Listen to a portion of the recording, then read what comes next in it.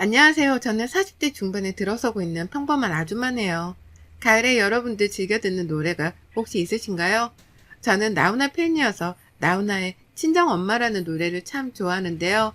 그 노래만 들으면 왜 이렇게 눈물이 나는지 모르겠어요. 여러분들도 혹시 그런 노래가 있으신가요? 있으시다면 함께 공유해보면 좋을 것 같다는 생각도 하네요. 이 아줌마가 즐겨 듣는 사연 프로그램에 저의 이야기가 문득 생각이 나 이렇게 한 글자 한 글자 타자로 치고 있네요. 워낙 컴퓨터도 못하고 말솜씨가 없어 답답하실 수도 있지만 그래도 열심히 한번 제 사연을 소개해 보도록 하겠습니다. 저는 어릴 때부터 아빠가 일찍 돌아가시고 엄마랑 저 오빠 이렇게 세 식구가 살았습니다. 요복했던 저희 집은 아빠가 돌아가시자마자 가세가 확 기울어서 엄마가 일을 하며 오빠와 저를 책임지셔야 했습니다. 저보다는 오빠가 장남이고 훨씬 더 공부를 잘했기에 저보고 가라는 오빠의 마음에 저는 한사코 거절하고 대학을 포기해 일찍부터 취업을 했습니다. 오빠는 다행히도 서울의 좋은 대학에 붙어 엄마와 저의 자랑이기도 했지요. 그렇게 오빠가 군대를 가고 저랑 엄마랑 둘이 살게 되면서 지금 생각해보면 이때가 가장 행복했었다는 생각이 들기도 합니다. 둘이 사니 제가 벌어오는 돈만으로 풍족하진 않지만 먹고 싶은 걸 먹을 수 있고 엄마와 주말에는 가끔씩 여행도 다니며 오빠는 결혼해야 되겠지만 저는 엄마랑 살아야겠다는 다짐을 하기도 하였습니다. 그러다 저는 사귀던 남자친구와 원치 않는 임신을 했네요. 그때만 해도 지금처럼 혼전 임신이 많이 없었기에 지우려고도 생각했지만 엄마는 그러는 거 아니라고 하면서 엄마가 도와줄 테니 꼭 낳으라고 용기를 주셨으며 시댁에서는 잘난 아들 앞길 막는다며 반대를 참 많이도 하셨지요. 저희 집에 찾아와서 아이를 지우라고 난리도 치고 그때마다 울면서 이렇게까지 결혼을 해야 하나 싶기도 했습니다. 하지만 뱃속에 우리 아이를 생각하며 그런 시댁이어도 아빠 없는 자식을 만들지 말자라는 생각으로 결혼을 했고 번갯불 콩고 먹듯이 결혼식을 올리고 시댁에서 얻어준 작은 신축 빌라에서 신혼살림을 시작했습니다. 남편은 저와 다르게 좋은 대학 나와 유학까지 결정되어 있었지만 아기가 생기는 바람에 대학교를 졸업하자마자 취업을 해야 하는 상황이었지만 시댁에서 남편이 공무원 시험을 꼭 봐야 한다면서 생활비를 줄 테니 남편 공부하는데 방해하지 말라고 하더군요. 저는 임신기간 내내 먹고 싶은 음식도 제대로 먹지 못하고 잠 한 번 푹 자지 못했습니다. 아침마다 전화 오는 시어머니에 남편 아침 챙겨줬니? 나는 물음에 대답해야 했기에 늘 새벽같이 나가는 남편의 밥을 챙기고 조금 쉬려고 하면 시댁으로 와서 집안일 좀 도우라고 하는 시어머니의 시집살이에 한시도 쉴 수가 없었습니다. 남들은 임신하며 몇십 킬로씩 살이 찐다는데 저는 너무 찌지 않아서 오히려 병원에서 이렇게 되면 출산하는데 힘들 수 있다고 많이 먹으라고 할 정도였으니까요. 임신 기간을 거치고 출산을 하던 날에도 제 옆에 있었던 건 저희 친정 엄마였습니다. 오랜만에 만난 엄마는 저의 모습을 보고 한참을 뒤돌아오셨어요.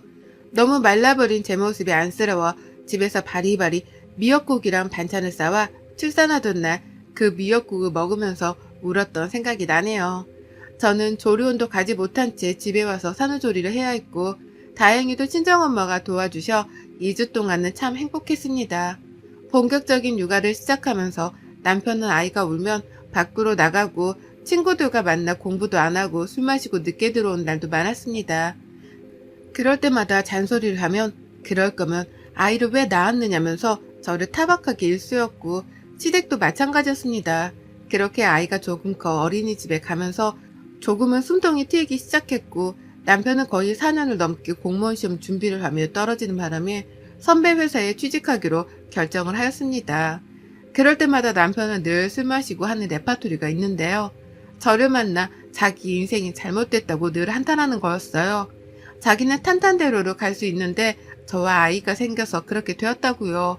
그런 말을 들을 때마다 지금은 아이가 아직 어려 잘 이해하지 못하겠지만 더 커서 이런 말을 들을 때 얼마나 마음이 아플까 싶어 밤에는 숨지겨 운 적도 많았습니다.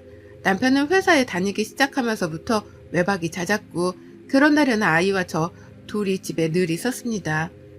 오랜만에 친정이라도 가려고 하면 시어머니는 어딜 친정을 가냐며 저를 못 가게 하곤 하셨습니다.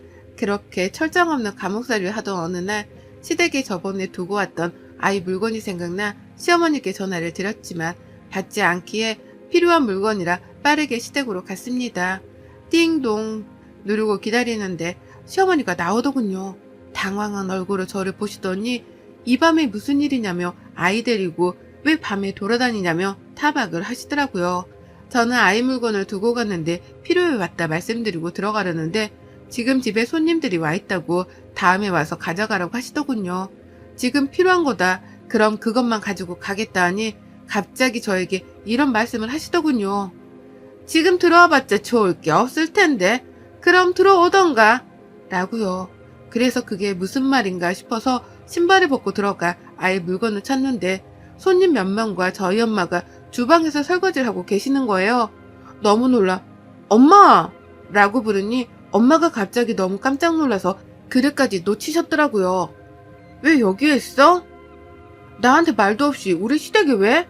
라고 물으니 엄마는 아무 말도 못하고 있고 시어머니는 저에게 코웃음을 치며 말하더군요. 아, 내가 저번에 너네 집에서 사돈 요리 먹어보니 너무 맛있더라고. 그래서 집에서 요새 쉬신다길래 우리 집에서 가끔씩 요리해주면 어떨까 싶어서 돈도 넉넉하게 드린다고 했고 뭐 서로 좋잖아? 나는 맛있는 음식 먹어서 좋고 사돈은 돈 벌어서 좋고 얘 원래 남의 집 살림보다 가족 살림이 낫잖니? 라고요. 엄마는 시댁에 한 달 전부터 와서 파출부를 하고 있었고 그런 사실은 저는 아무것도 모르고 있었습니다. 남편도 아냐고 물으니 당연히 안다고 내가 말없이 그랬겠냐고 하시더라고요. 돈도 다른 것보다 넉넉하게 주는데 뭐가 문제냐면서 오히려 시어른한테 대든다고 저에게 몰아붙이는 시어머니의 얼굴을 보는데 식탁 위에 있던 맥주잔을 들어 그대로 시어머니에게 뿌렸습니다. 아무리 내가 하찮더라도 그래도 사돈되는 분에게 자기 살림을 시키다니요. 그것도 남편이 알고 있다는 사실 자체가 저에게는 여기에 있을 이유가 없더군요. 그렇게 맥주를 뿌리니 시어머니는 소리치면서 제 뺨을 짝하니 때리며 얘가 어디서 근본 없는 게 들어와가지고 애기 생겼다고 파줬더니 어디서 너 배운 교육이니? 너네 엄마한테 그렇게 배웠니? 하기야 너나 네 엄마나 수준이 알만하다. 내가 돈을 안 줬니 뭐랬니? 그냥 니네 엄마 음식 잘하고 일 구한다길래 우리 집에서 일해보라고 한 것뿐이고 너한테도 말할까 했지만 우리 아들이 말하지 말래서 안 했다. 근데 어디서 지금 그딴 행동을 해? 미쳤어? 라고요. 지금 저랑 저희 엄마한테 이렇게 하신 거 나중에 두고두고 후회하실 거예요. 나는 말 한마디를 하고 저는 곧장 집으로 달려갔습니다. 제 짐을 몽땅 캐리어에 있는 대로 아이 짐과 제 짐을 꾸겨놓고 나가려는데 남편이 들어오더군요. 너 니네 집에서 우리 엄마 일하는 거 알았어? 나도 며칠 전에 알았어. 아는데 왜 안 말리고 나한테 말도 안 했어? 뭐하러 말해. 나도 장모님한테 하지 말라고 했는데 괜찮다고 사돈댁 도와주면 우리 딸이 이쁨 받고 좋지 않겠냐면서 그러시는데 내가 그럼 뭐라고 말해? 지금 그것 때문에 집 나가려고 짐을 싼 거야? 너도 참 너다. 입장 바꿔서 니네 엄마가 우리 집에서 식모하면 좋겠냐? 야, 말이 되는 소리를 해. 우리 엄마랑 니네 엄마랑 급이 다르잖아. 아니지, 우리 집이랑 니네 집이랑 급이 다르지. 니네 집에서 잘난 거 니네 오빠밖에 없지 않냐? 근데 그 오빠 지금 뭐하고 있어? 유학 가서 매달 돈이나 축내고 있지 뭐. 너 더 이상 나랑 우리 애기 찾지 마. 네가 말한 대로 네 앞에서 사라져 줄 테니 너랑 니네 엄마 얼마나 잘 사는지 두고 보자. 아이고, 그러면 내가 무서워서 제발 가지 말라고 하게? 제발 나는 네가 네 발로 나가기를 바랬어.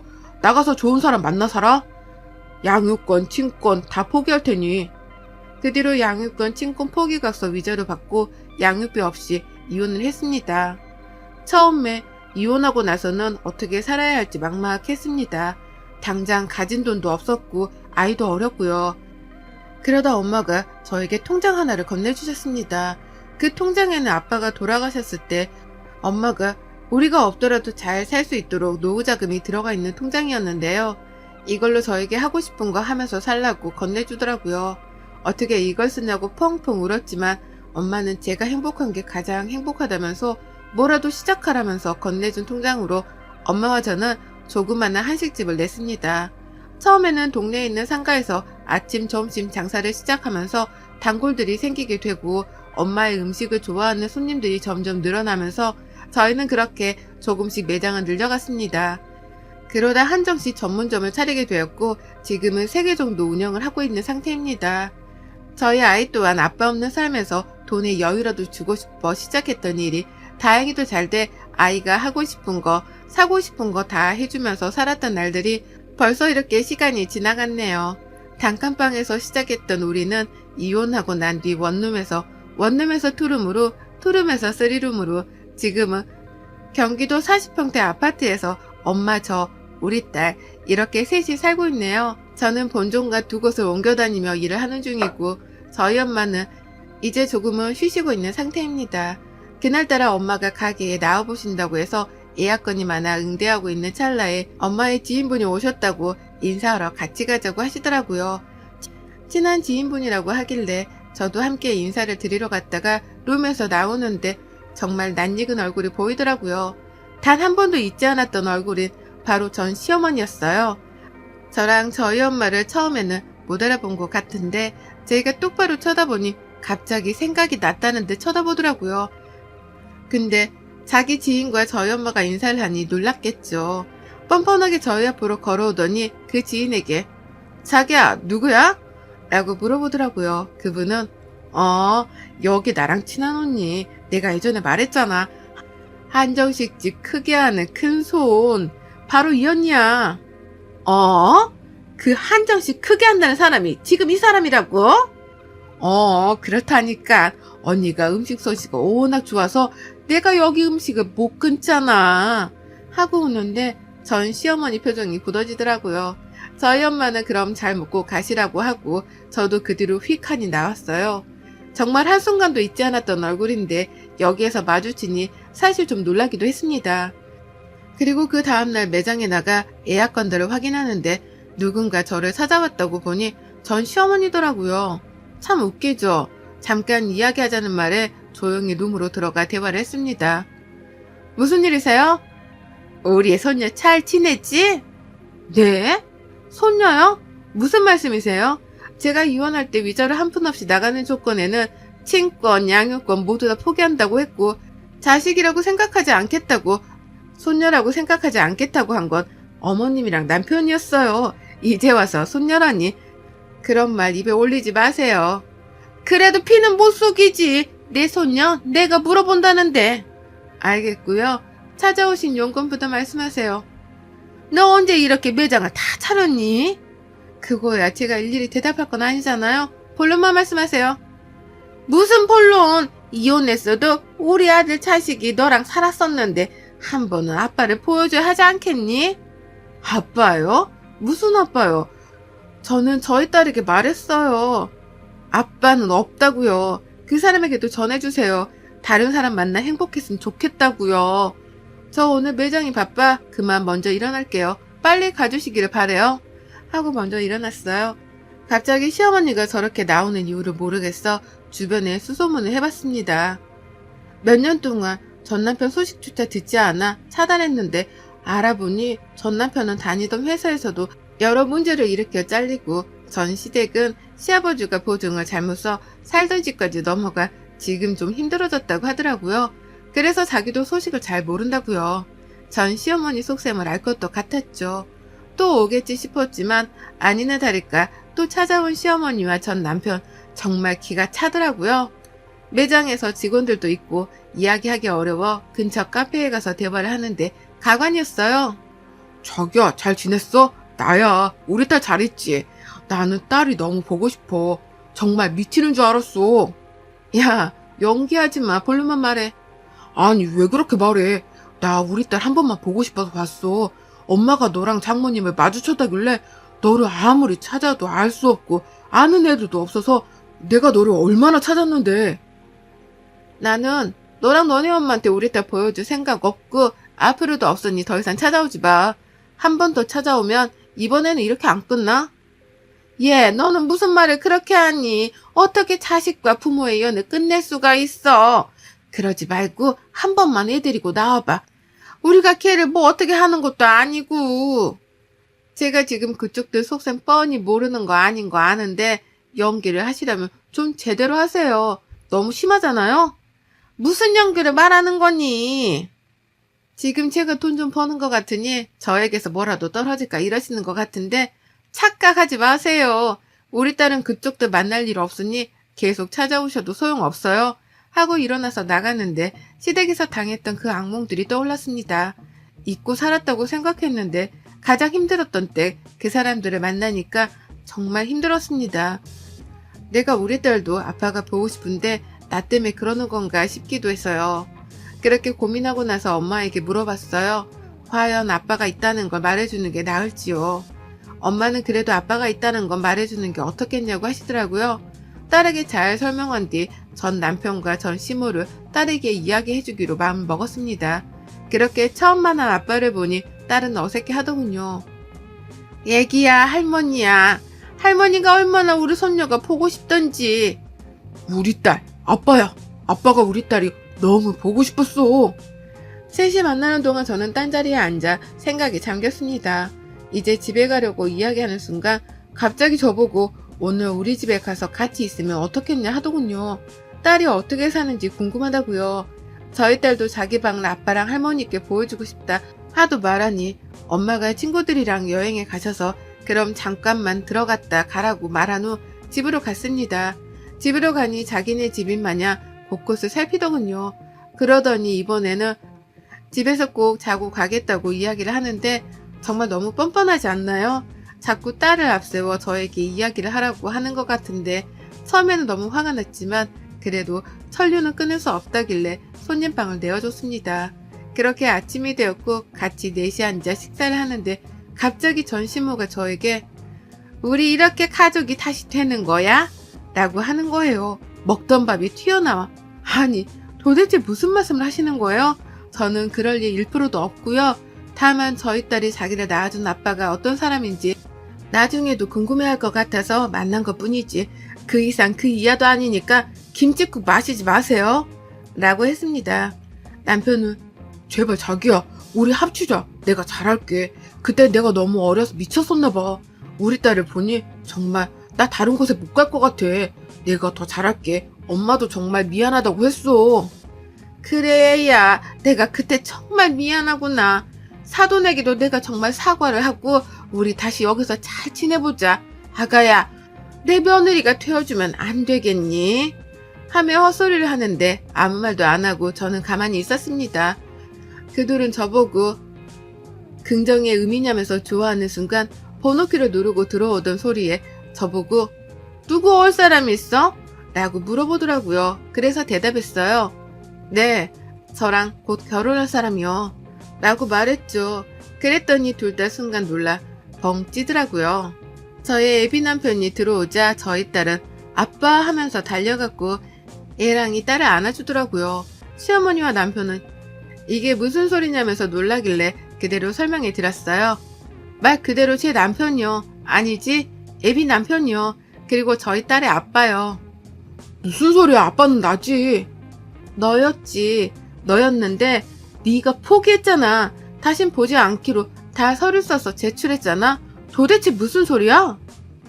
아니 그땐 그랬지만 이제는 잘한다니까. 네가 결혼할 거면 딸은 놔주고 결혼해. 너 진짜 콩밥 한번 먹어보고 싶어 이래? 아 맞다. 네가 지금 서류 놓고 기다리는 회사 있지?